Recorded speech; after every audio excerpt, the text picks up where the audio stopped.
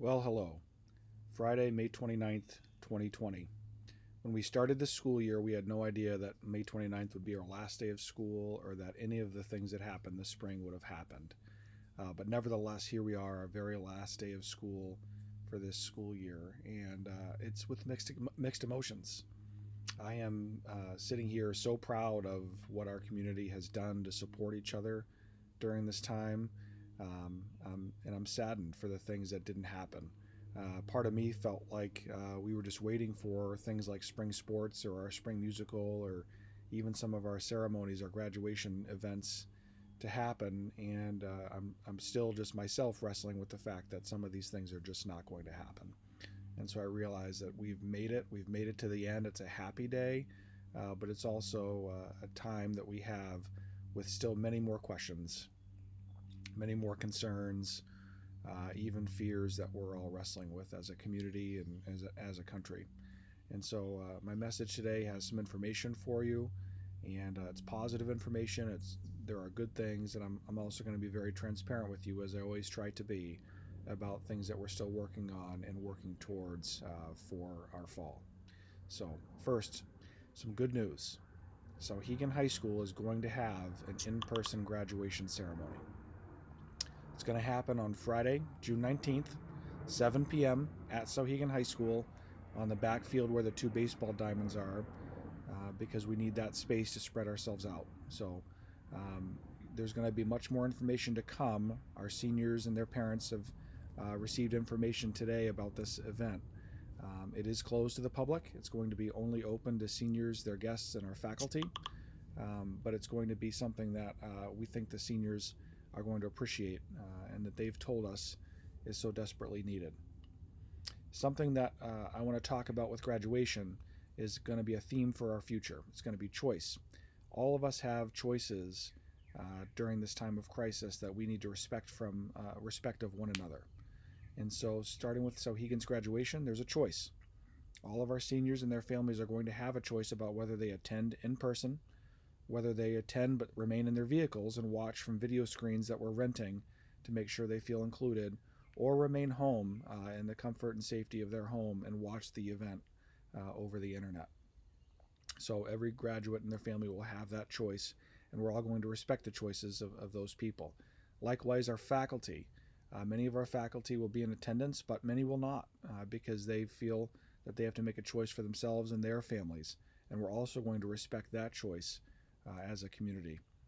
Sauhegan's motto of respect, trust, and courage remains in my mind as we think about these events, that we're respecting one another's choices, we're trusting each other to make those choices that are in the best interest of themselves and our community, and the courage for all of us to make those difficult choices. So looking forward to that. June 19th, there will be no opportunity to move this event inside, so it's going to happen on June 19th. If it's going to rain, it'll happen on June 20th. If it rains on June 20th, we're going to move it to the 21st. And we're going to find the best possible weather that weekend and make it happen. So I encourage you as families to set aside that date. And those of you in the community, I hope you watch and participate in this ceremony from home, because it's going to be something special. It will be. There will be strict guidelines. There will be things that we put in place to keep everybody safe. There will be social distancing the whole time from the time people arrive until they leave, and that's something that we've talked about with our police department, our fire department, our public health officials, and we feel very confident that this is going to be a safe event for everyone. It falls within the governor's emergency orders and also within the guidance released by the Department of Education about these types of events. So looking forward to that. In our newsletters today, we have updates about what Clark Wilkins is doing for their fourth graders and their fond farewell, which will happen on June 10th. Look for that information in the newsletters. AMS is going to do their 8th grade graduation in a socially distant way on June 12th at 5 p.m. Look for those details in the newsletter. And Mount Vernon's promotion ceremony for our 6th graders moving on to Amherst Middle School will happen on June 17th at 6 p.m. But again, check the newsletters for that information. Next year, lots of our attention has shifted from this year to next year many weeks ago. We've already started the process of investigating what will happen next year. That started by asking you, as our parents, if we're not able to do full social distancing in schools, which I'm questioning whether it's possible to have school and keep kids 6 feet away from one another the entire time. We'll do it if we have to, but I'm just questioning whether that's possible at this time. If we weren't able to do full social distancing, but were able to take reasonable precautions, would you send your kid to school in the fall? And as a result of that survey, 1,000 parents answered. 2/3 said yes, they would, and 1/3 said no, they wouldn't.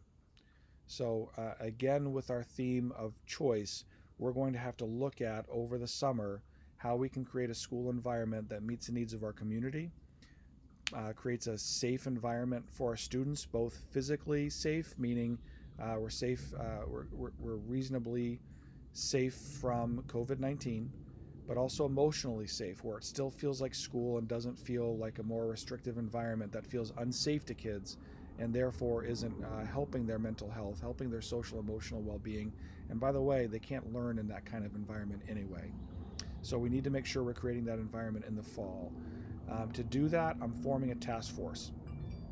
That task force is going to be a representative of our entire community. It's going to lean heavily on local medical personnel who have expertise in this area, and it's going to have opportunities for all of our stakeholders to participate. And so I'm going to talk more about that Monday night at our SAU board meeting.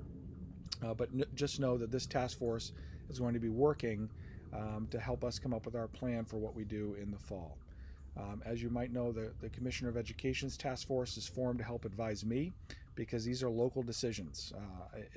It's really up to us as a local community to make these decisions about what we do for our school and our school community and for our children.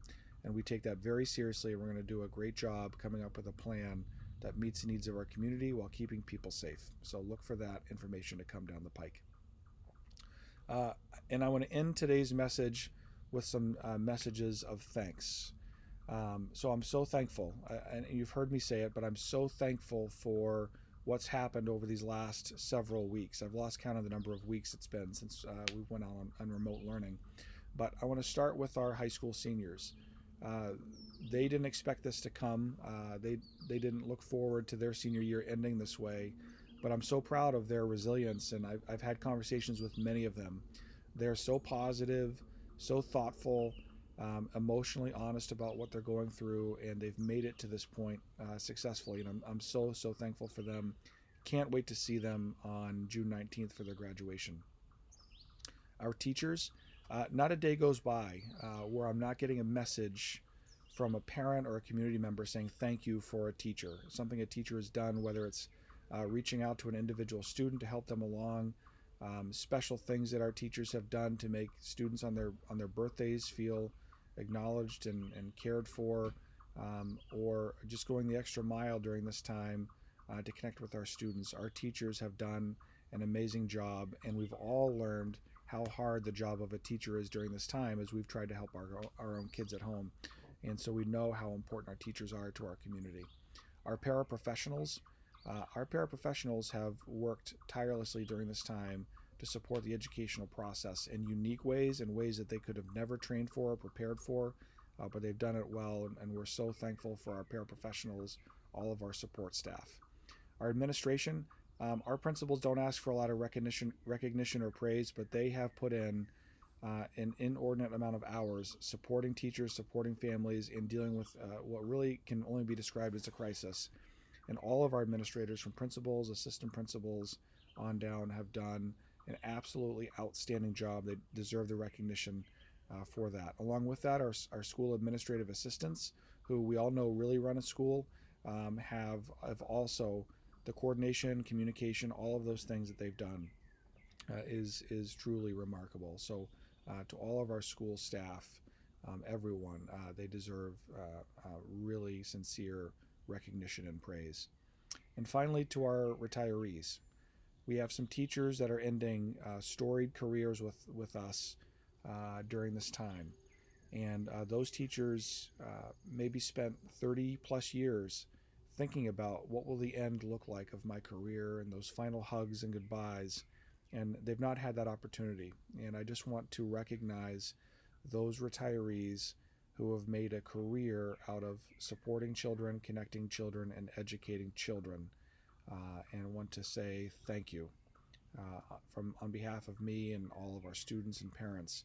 We're so thankful that you chose a noble profession of teaching and that you spent your life connecting with kids. And we're so sorry we're ending it this way for you. But no, you're always welcome back. And when the time is right, we're going to have an opportunity to really thank you in person. And I'm looking forward to that time. So that's it for today. And that's it for our school year. Our school year has ended well, ended strong. I can't believe it's May 29th and this is it, but this is it. So I'm going to ask you as parents and community members to stay in touch over the summer. Be watching for surveys, be watching for opportunities to provide feedback, and to give us guidance, because we're doing something unprecedented and thinking about what school looks like in a different environment this fall. And so we need you to be on the lookout for things, to be a part of that and to give us your feedback. So thank you. Thank you for the chance to be your superintendent. Thank you for trusting me with your children and your schools, and we'll be in touch. Take care. Have a great day. Bye-bye.